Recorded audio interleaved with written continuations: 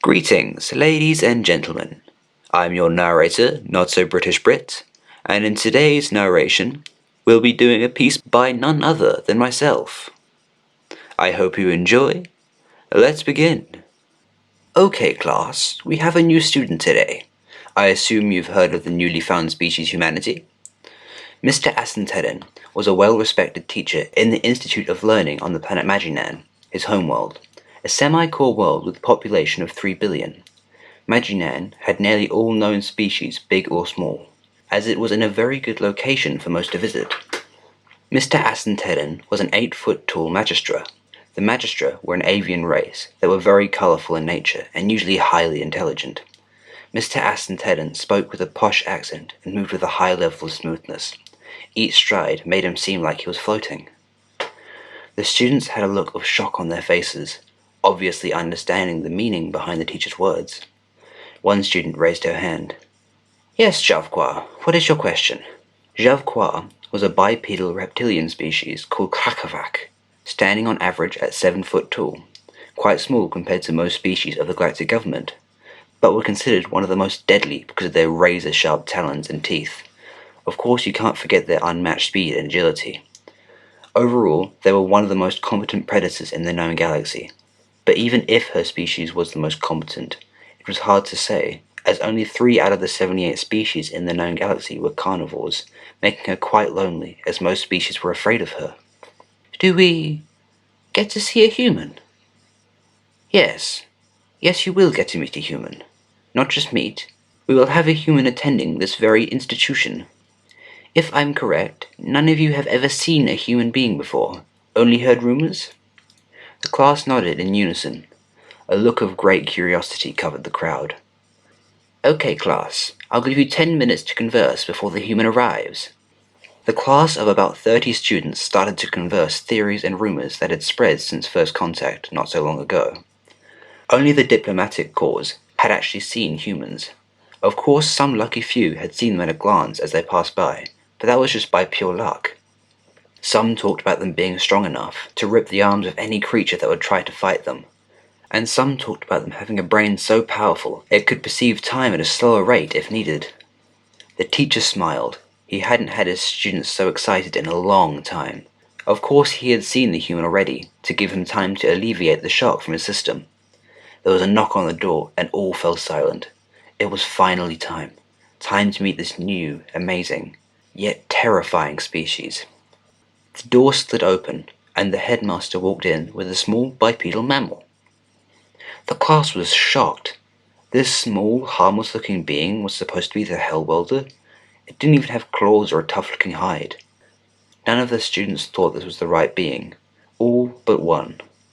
Javqua was able to see something that the others were too surprised to notice. The amount of thick muscle showing through its skin. It had enough muscle to prove all the rumors correct, and then some.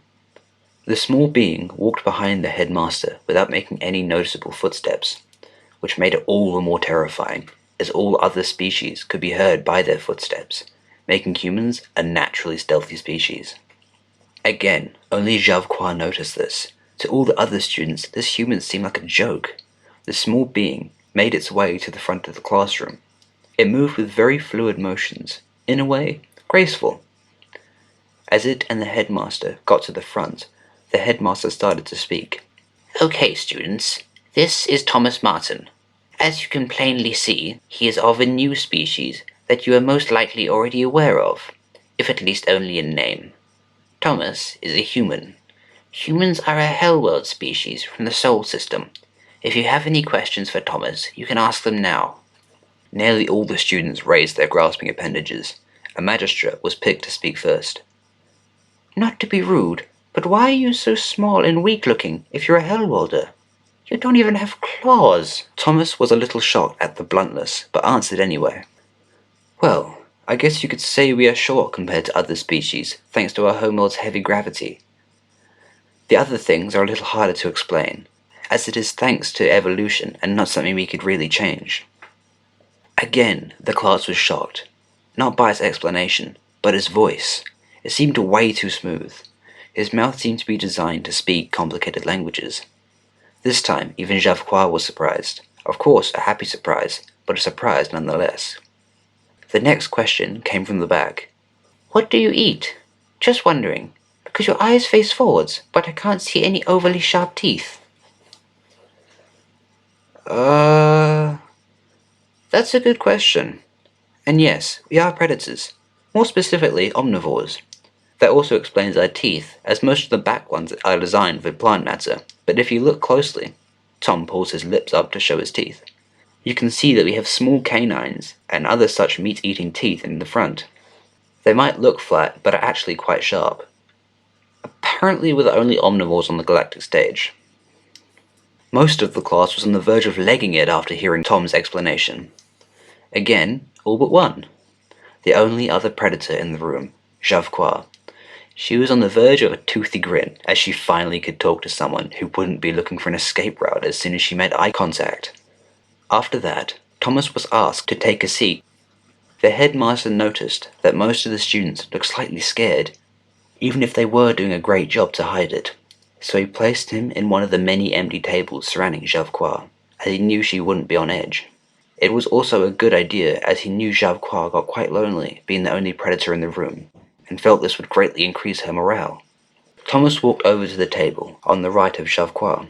The headmaster was correct in his deduction, as he noticed the minor changes in Javqua's posture and energy levels. The class went quite smoothly after that, with Thomas giving a lot of correct answers to Mr. Aston Theden's questions on biology, again, proving the room is correct. Well, that's the end of this narration. I hope you enjoyed, and have a lovely day.